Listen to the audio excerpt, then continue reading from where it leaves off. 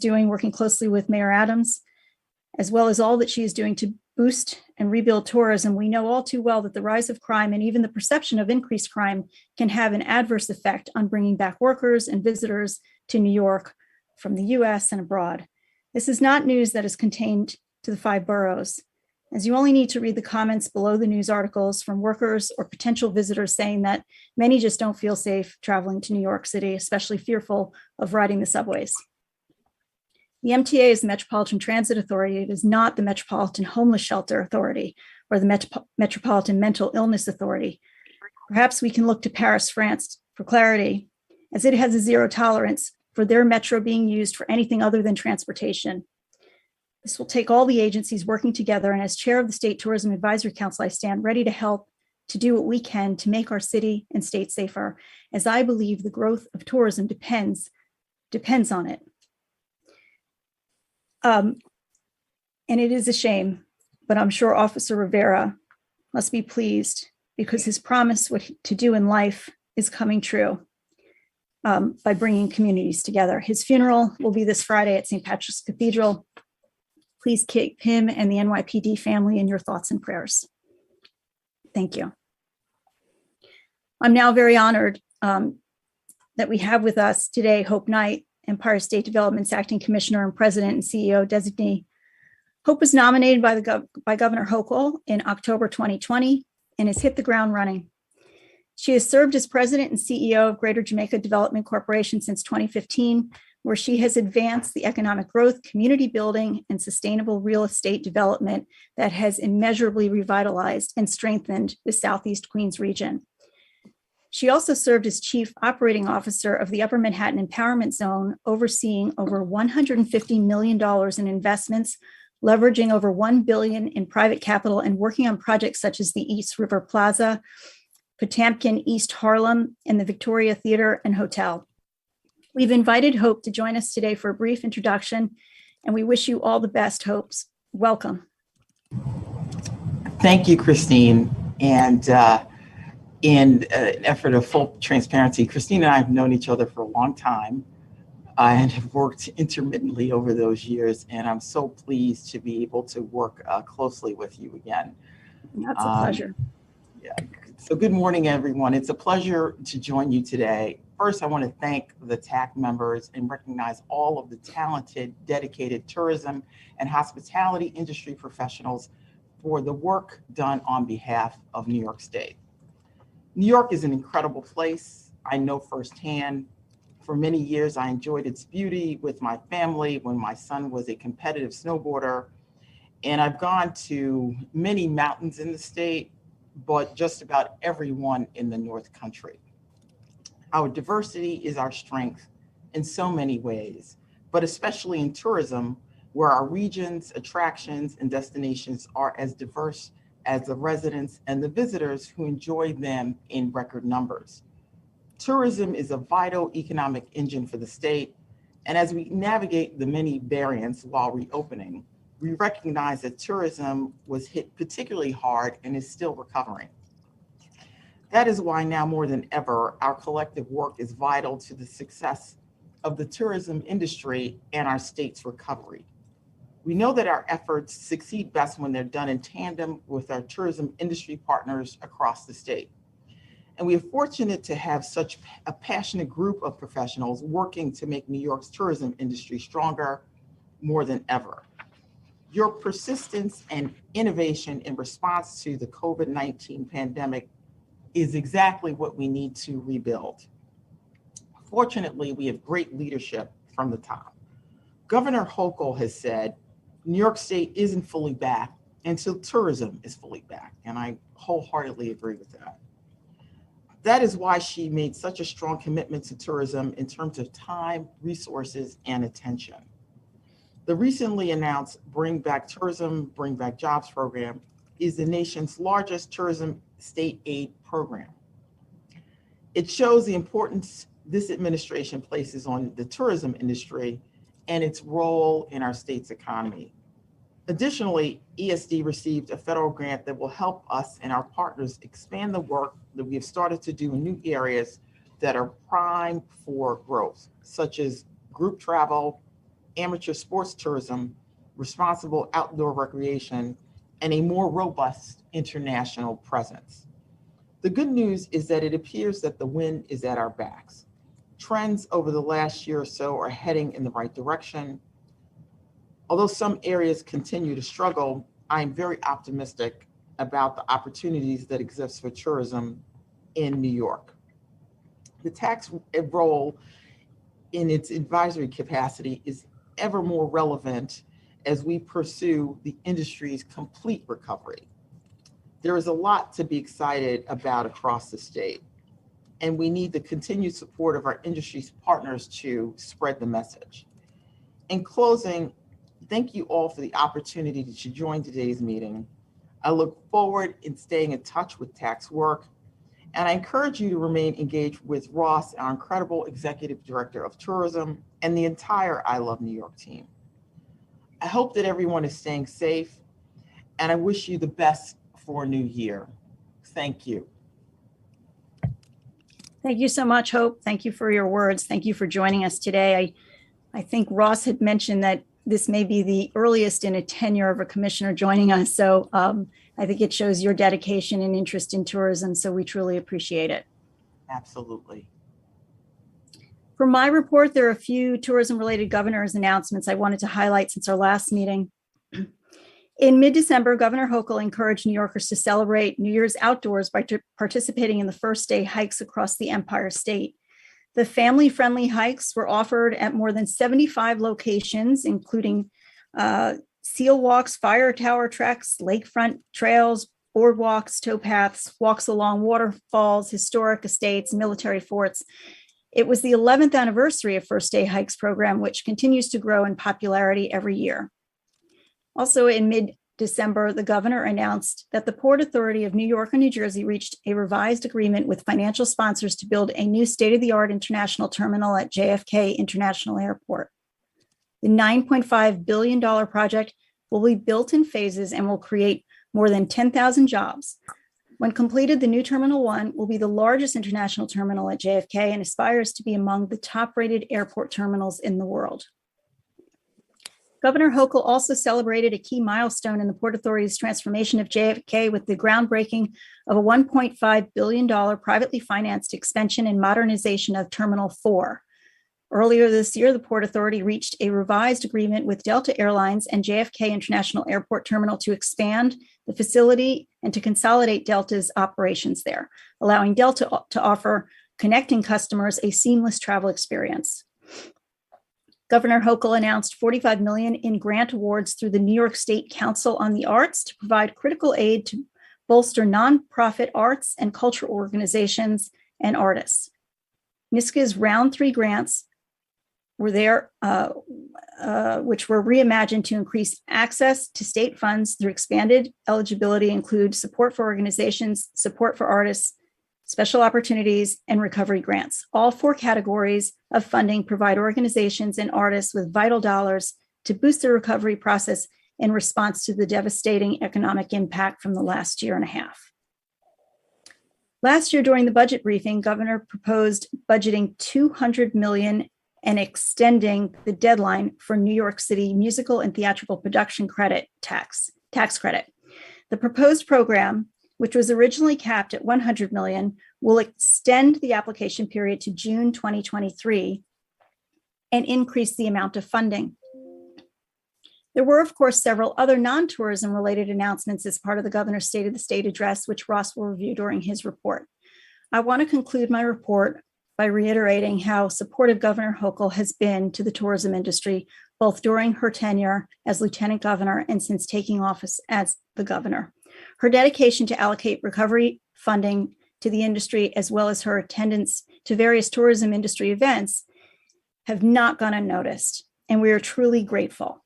That concludes my report. Are there any questions?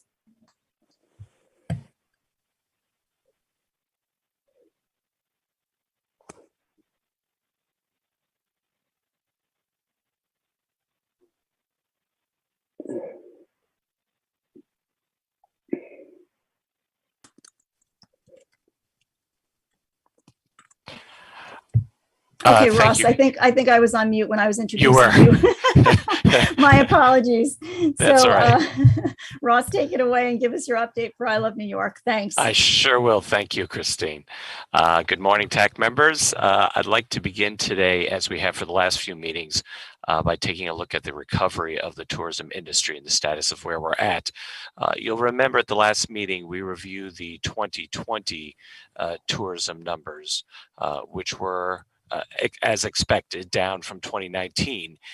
And when we looked at the 2020 information we had available, namely the September hotel occupancy rates and employment, we saw that many regions were experiencing some rebound. The good news is that trend continued into October. As you can see from the chart on the screen, the industry is recovering from the depths of the pandemic, certainly.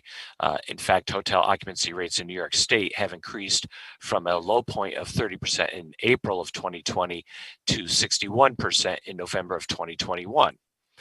Looking at the average daily rate for a hotel room in New York State, we recovered from a low of $108 in April of 2020 to $199 in November of 2021.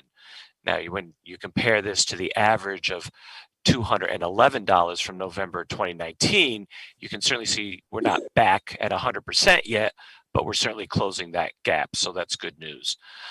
One other important thing to note is that New York State is more or less following the same trends as the rest of the United States for both occupancy rate and average daily rate. In fact, it appears that average daily rate for New York State as a whole is outpacing the national average daily rate as of November of 2021. So it's good to be at least a little in front of that curve. We have obtained some airline passenger data as well from Port Authority of New York and New Jersey. Again, both domestic and international travel are trending upwards. International passenger numbers remained relatively flat until the summer and fall of 2021, of course, as a result of the closed borders for non-essential travel. But domestic passenger numbers have been seeing a steady rise since early 2021. Again, at least for the data we have toward the end of 2021. Finally, concerning leisure and hospitality employment levels, we were averaging nearly 962,000 jobs in 2019, which dropped to a low of 335,400 jobs in April 2020, obviously a devastating drop. Industry employment has since rebounded to 730,700 jobs as of last November. So we're hopeful that this number will continue to rise, particularly with the state's new Tourism Return to Work grant program, which I'll be talking about later on, as well as some workforce development efforts from the I Love New York team. So overall, the outlook is certainly better than it was, though times are still uncertain, particularly with the new variants. We are cautiously optimistic about further gains in 2022, particularly with all the dedicated funding from both the state and federal government, specifically geared towards tourism recovery programs. So in terms of what New York State has been up to in terms of promoting tourism, as Christine mentioned earlier this month, Governor Hochul held her first State of the State address, where she outlined her priorities for the upcoming year. And many of those priorities are focused on kickstarting New York's comeback for a new post-pandemic era. And they certainly have ramifications for tourism. Those include several infrastructure projects to improve both ease and transportation for visitors and their experience.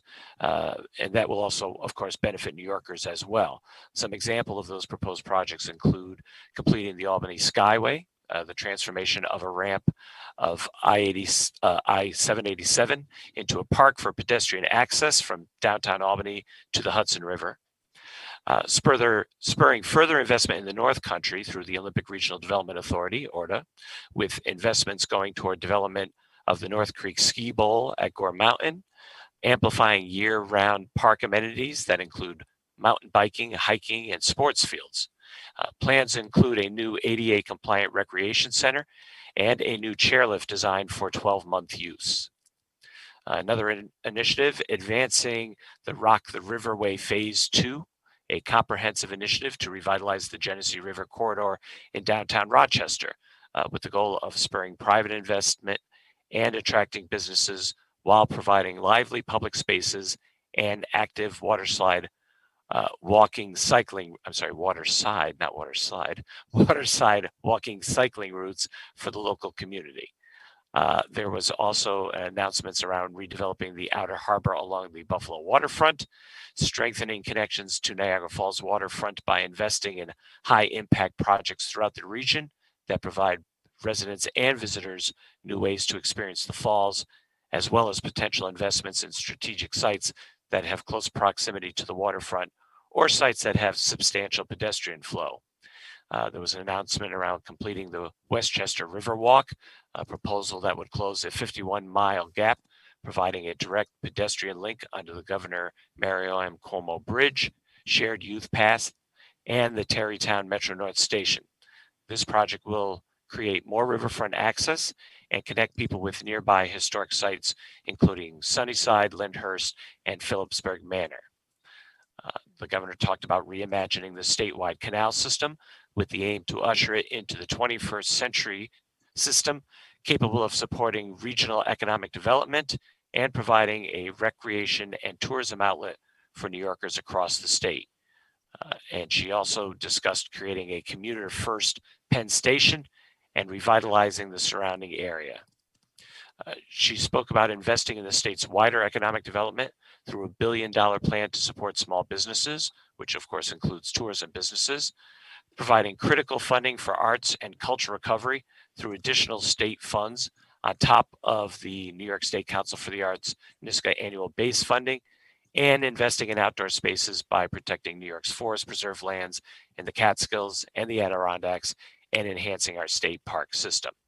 So there's a whole lot there, obviously, and more information on all these proposed projects can be found in the official State of the State book on the governor's website. It's worth a look.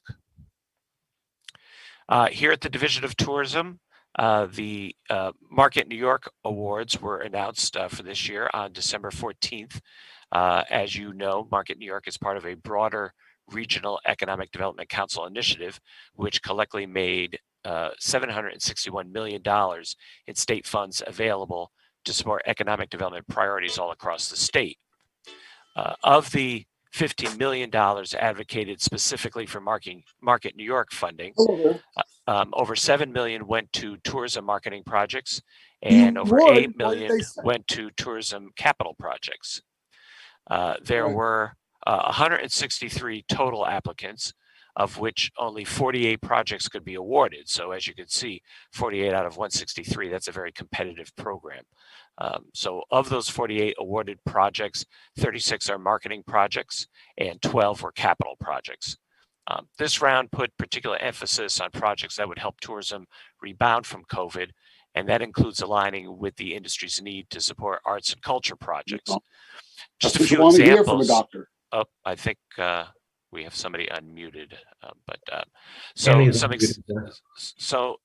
examples of some projects from Market New York awarded in this round include Parks and Trails New York to create and promote a 7-day bicycle tour event in the Hudson Valley on the Empire State Trail. The Children's Museum of Manhattan, funding to renovate their future home at the historic building at 361 Central Park West. Funding for the Strand Center for the Arts in Plattsburgh to promote arts-related tourism events leading up to its 100th anniversary. Funding for Hudson Hall to host a Hudson Jazz Festival tourism special event. Funding for the George Eastman Museum to renovate over 3,600 square feet of unrestored space in Eastman's Rochester Mansion to create new galleries, and Opera Ithaca in order to be able to offer a unique month-long series of special multi-sensory events during the Opera Ithaca Festival. So that was a whole slate of Market New York projects that we were excited to be able to fund. Also announced since our last meeting were the official guidelines and eligibility criteria for both the Meet in New York and Tourism Return to Work grant programs, which were a part of the governor's Bring Back Tourism, Bring Back Jobs Recovering funding announcement back in November that Hope mentioned during her comments. You'll remember we discussed it at the last meeting that $25 million is being advocated for the Meet in New York program. and $100 million for the Tourism Return to Work program. Since that announcement was made back in November, our team has been hard at work defining the parameters of the program so that they can be as impactful and effective as possible. So for the Meet in New York program, some of the details, the funding is available for convention centers, conference centers, licensed overnight lodging facilities, and other event venues that rent out conference spaces for eligible events, as well as for licensed overnight lodging facilities that provide lodging to groups of travelers in partnership with those eligible events. Some of the eligibility requirements for grantees offering discounts on eligible events in connection with attracting visitors to New York State. The grantees need to have experienced economic harm resulting from COVID-19, and the venues must have a minimum capacity of 250 people. In terms of the eligible events, they need to take place over the course of at least 2 consecutive days. They need to be multiple day events. They need to demonstrate that at least 35% of their attendees come from at least 50 miles away, or at least 35% of event participants are staying overnight in licensed lodging facilities. This isn't about local events or personal events such as weddings or events put on primarily for the enjoyment of spectators. Those are not eligible. The events must occur after the acceptance of applications under the program, which will be happening shortly, and must occur prior to December 31st of 2024. And they need to be new events. They need to have not been held in New York State in the last 4 years. In other words, any time since January of 2018. So what the grant will do, conference centers and spaces will be reimbursed 75% of the discount that they provide, up to a maximum of $2 million per organization, which may include multiple events. That's for any discount they provide on meeting rental spaces in connection with an eligible event. There's a minimum grant of $10,000 per event to qualify. And then there's also a discount, a reimbursement for hotel room discounts. Those will be reimbursed at 50% of the discount granted for room blocks, capped at $300 or 70% of the average daily rack rate for the duration of the event, whichever is less. Some important dates for the program: eligibility determination. There will be an online system available very shortly, and then an online application portal opens during Q1. And then the deadline for applications will be December 31st of 2022. And then, as I mentioned, the events themselves must be completed by December 31st of 2024. So we're excited that that program hopefully will be able to help incentivize more events to return here to New York State, which, as you know, is a very important piece of business for us. Then the Tourism Return to Work program, that is for-profit and nonprofit businesses open to and or servicing the public. They must be engaged in a tourism-related field that includes accommodations, the arts, entertainment, scenic and sightseeing transportation, tour operators, convention and visitors groups, or other businesses in ESD's discretion that qualifies businesses in the tourism industry. And these grants are designed to help give a one-time bonus to businesses like that that hire new employees. All eligible applicants must increase their average employment between January 1st, 2022 and June 30th, 2022 by at least 2 net new full-time equivalent jobs. They need to have experienced economic harm resulting from the COVID-19 pandemic, and they should not be currently participating in the NYC Musical and Theatrical Production Tax Credit or the Empire State Musical and Theatrical Production Tax Credit Program. So these grants will provide $5,000 for each net new full-time equivalent job added and $2,500 for each net new part-time equivalent job added. The important dates for this program to be aware of: the eligibility screening tool, again, available online. Then an online application portal opens February of 2022, and final application deadline following June 30th, 2022. There'll be more announcements on that coming up.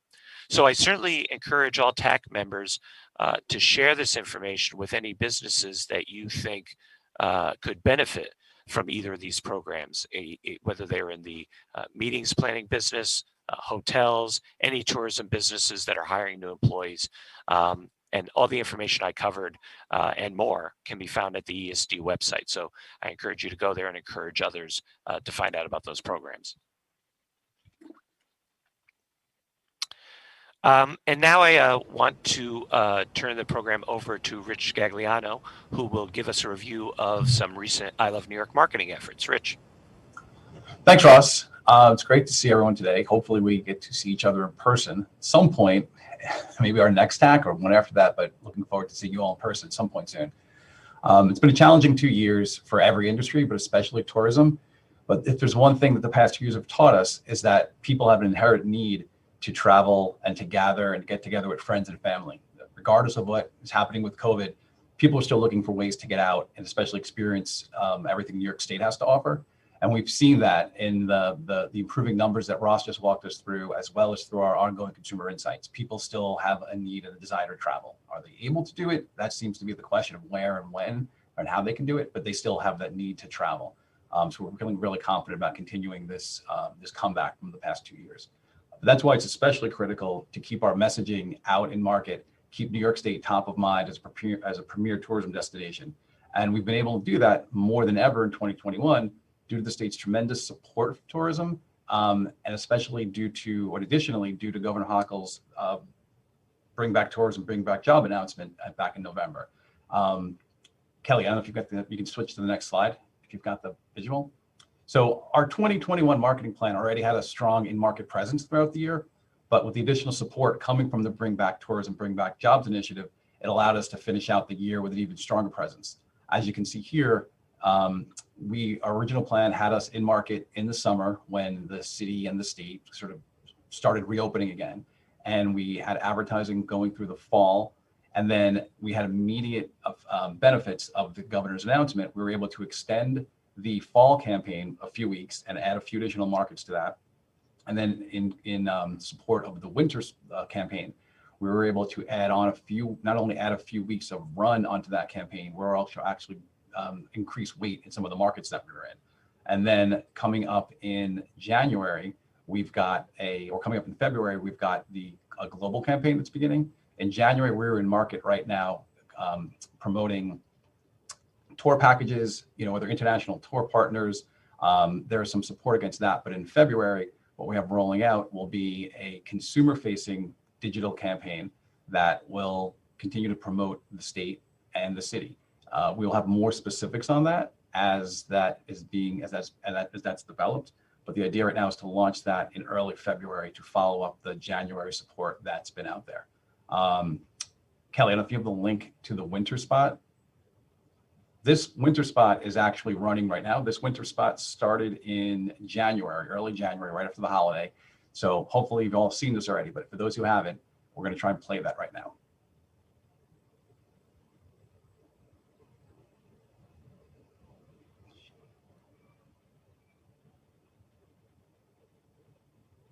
Let New York State take your breath away.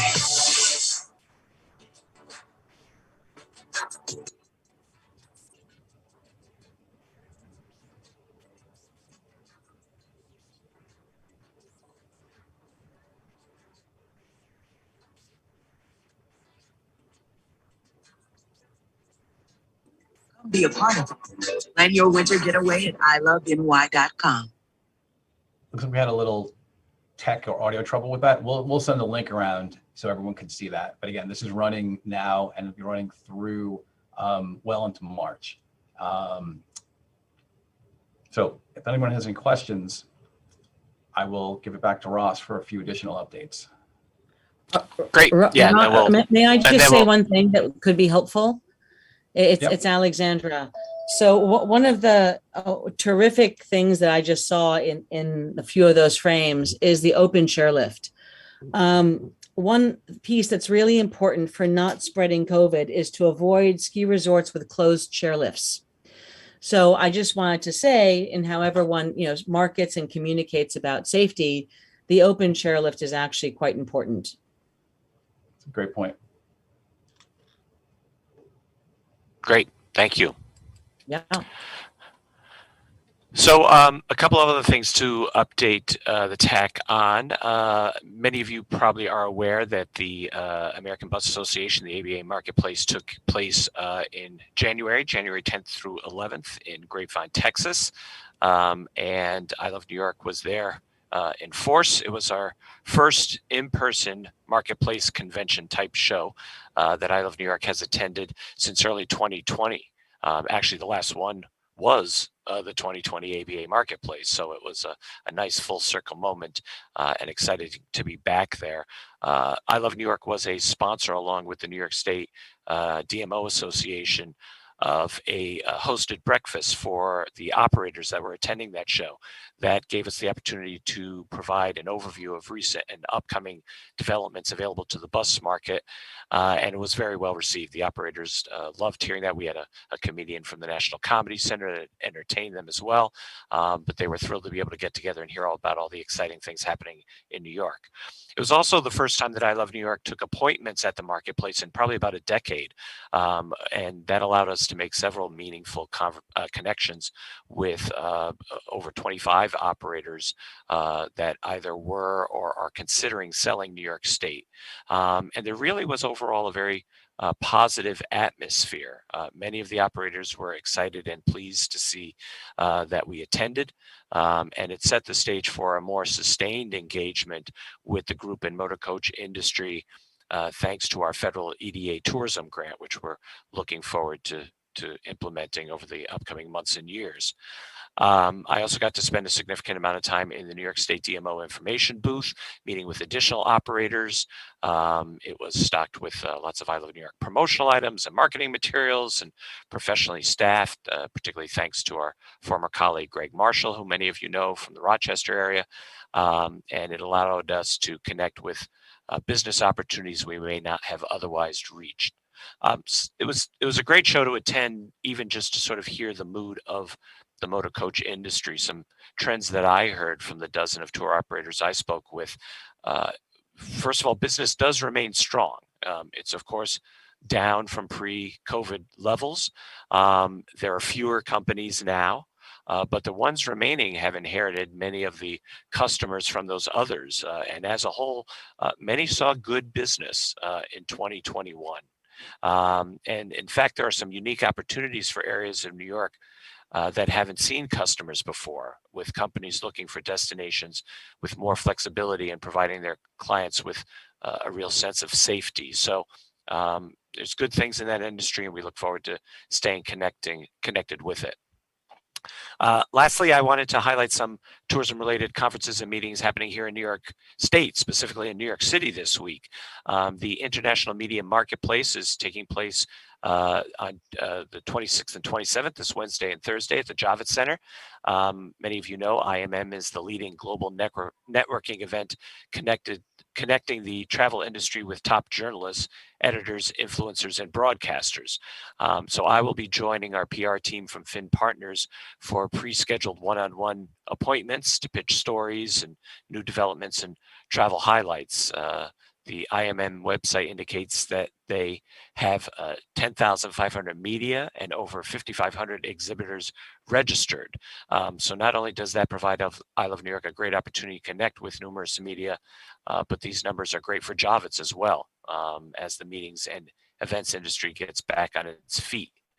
There are two other events I'm aware of similarly happening in New York City this week. The Student Youth Travel Association Tour Operator Forum taking place today and tomorrow at the Westin in Times Square, hosted by our friends at NYC & Co. It's an opportunity for student tour operators to be equipped and prepared to facilitate the return of student travel to New York City, which is so important. And the FICP Winter Symposium is also taking place in New York City this week, bringing together top meeting planners from the financial and insurance industries for a multi-day program of networking and education. So these three events are certainly positive signs and a reason to be optimistic that the meeting and events industry is coming back to New York State, something we're very happy to see. So Christine, that concludes my report. Thank you, unless anyone has any questions. I see that Danny O'Donnell has a question. Welcome, Danny.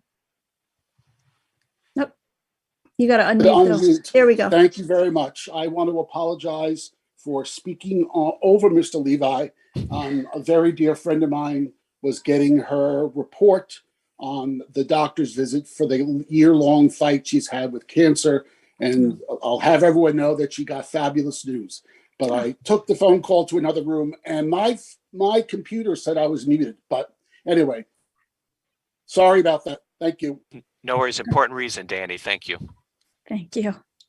And I want to thank you, Ross, for traveling on behalf of I Love New York and New York State. I know it's not easy to do, especially in these times that often require PCRs and whatnot, but we really, truly appreciate your commitment to I Love New York, to New York City hospitality and tourism. And it's really great. And I enjoyed listening to the trends, learning about what they're experiencing. ABA is a tremendously important group for New York, especially if Corning, for example, and probably some of our members, and they depend on the bus industry. We've seen in New York City, it's just almost non-existent right now with school trips and Broadway tours and things like that. So I'm very, very happy not only that you attended that to encourage visitation to New York State, but also that the Student Youth Travel Association is back in New York this week. So that's their first time, I think, coming back. They're meeting with the meeting planners. So it's a very powerful group to encourage people to come back to New York. So thank you for that. I am going to open it up now to the floor for the TAC members today. And moving forward, always we want to encourage you to bring whatever trends that you have from your visitation sites that we can learn from and advise properly the state.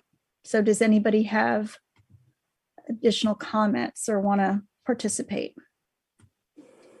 And I will say Alana Petroselli has joined us, so I don't think we had her on the attendance sheet earlier. Kelly, welcome, Alana.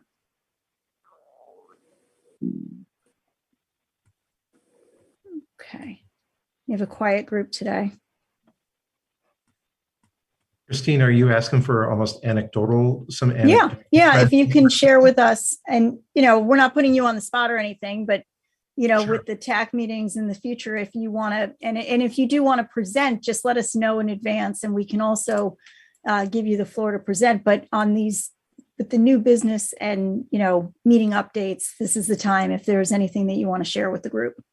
Sure. If this is what you're looking for Photographica, small photography museum in New York City, we did see a decrease with Omicron, but I'm happy to see for group sales, particularly leads have picked up significantly in the last 2 weeks of inquiries, which means, that we were doing great in October, November, and then it dropped off for Omicron. And I'm starting to see leads and inquiries pick up significantly for group sales. Our ticket reseller, our ticketing partners have also increased significantly in the last 2 weeks. So I think there's starting to be a turn from Omicron, where everybody kind of froze for about a month. Some customer behaviors, I think, are starting to see a trend. And we had a great weekend as well for general visitation. That's great news to hear. Thank Anthony, you, this is Ross. Do you have any sense of sort of origins of those inquiries?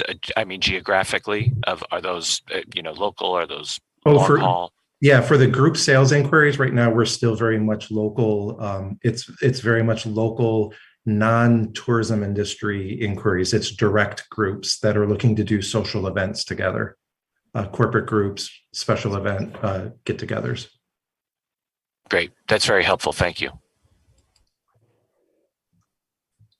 Great. Anybody else? I'll actually double down that. We've also seen Stone King Art Center has also seen an increase in group inquiries, certainly from the last dead 18 months. We haven't seen tourism industry requests come back. They are local. They're self-starting. They're people who are getting out but arranging it in a very controlled way. People want to know who they're coming with, who they're going to be party to, as opposed to going to managed groups. I'm also seeing an increase in requests for private bus attendance. So people are really controlling the entirety of their visit. I'm not sure I've actually seen any international requests come through, possibly one. Which, as you say, it's sort of it's a reopening up, and people are kind of post Omicron putting their toes back in the water, but they're doing it in a way that's under their own control, making them feel safe. And that being said, I think we will see a return. We're certainly projecting a return to traditional visitation in the 2022 season, unless and until we have another Omicron. But I think at this point, I think visitors are tired of it, and sites should be well equipped enough to know how to respond to the next variant, which will inevitably come up and impact us in one way or another. Something non-Storm King that I've also seen, which I sort of put out to the group, and particularly Ross's wisdom. I'm also seeing and have had some personal requests for local tourism development. I think towns and communities are seeing tourism growth, seeing money at the state level, at the regional level, but not necessarily at that sort of sub-regional, hyper-local level. And I've been asked to help brainstorm for a couple of places. I feel like there isn't a toolbox, and I know that it's hard because one village and one town in the Hudson Valley is different from anywhere else. But I do wonder whether there's any Dummy's Guide to Local Tourism that local groups who are concerned and who have got, in the case of Orange County, we've got a terrific county tourism office. But are there toolboxes that people who might just be meeting in a town board or a local community within a town can turn to see if there are best practices, if you're a town of this size, a town of that size tried this and it worked well. It was just something that I didn't see out there as a resource. No, that's a great thought, Anthony. I think you've heard us talk about in prior meetings that we do education programs for the tourism industry. That, in fact, might be a terrific topic for us to think about, whether it leads to an online toolkit, which I think is a really interesting idea, or whether that's just a webinar or a program we do that people can access. It's an important topic, so I think it's a really interesting idea. I try to have one a decade. So. I'm sure it's more than that. I'm sure it's more like one a day. Yeah. Oh, Dan O'Donnell has a question. Go ahead. Can you see me now? Yes. Can you hear me now? Yes, we can. I feel like I'm on a commercial. Okay. I just want to follow up on the previous statement, and I would like to be in the loop on that.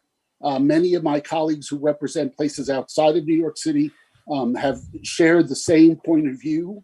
And if you're going to go out and do something or create that the local elected officials who are partially responsible for funding it know that it's happening. Okay? Great. Absolutely. Thank you. Yeah, it seems like the trend, even from your meeting in Texas, and Anthony and David's feedback, is that the Uber local is what, we're going to have to focus on, with the international visitation still a little bit behind. A lot of places are going to be competing for the same group. So it would be interesting to give them the tools that they need in order to, properly showcase their destination, and also make sure that when people do go there, that they have a quality experience. We've always stressed it's not necessarily about quantity, it's about quality. We want to make sure that people come back, and that, word of mouth, that they had a great time. I want to point out, even though we're talking about Uber local and all that, it was perfect timing for Ross to go to ABA. ABA will come back. Those tour operators are tenacious, and it's perfect that you got involved this year when you did, because even though the locals are the first to respond, that ABA network of salespeople will be the second wave that as soon as they can't have a market, they will be bringing it back. Yeah, and obviously the definition of local is a little relative, right? That we met with tour operators based here in New York State, but they are still running tours, an hour away, an hour and a half away, 2 hours away. So yeah, it was a great opportunity.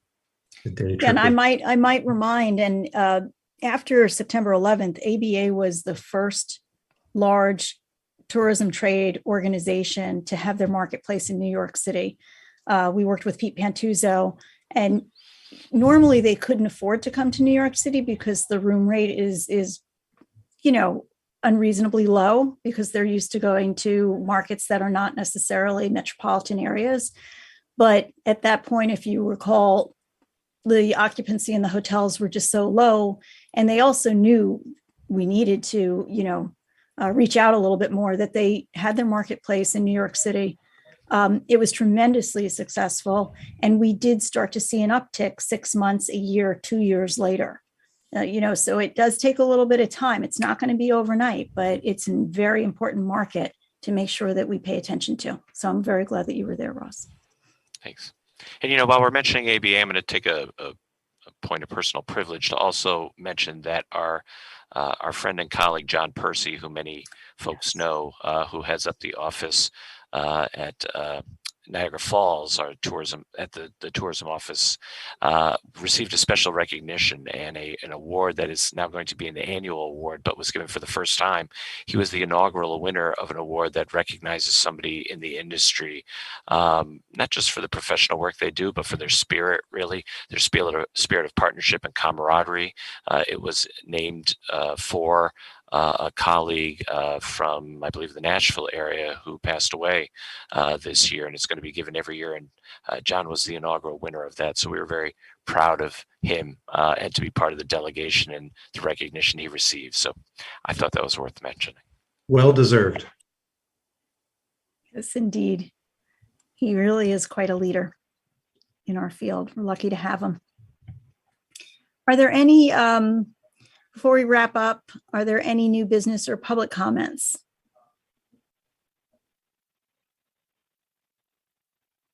Okay.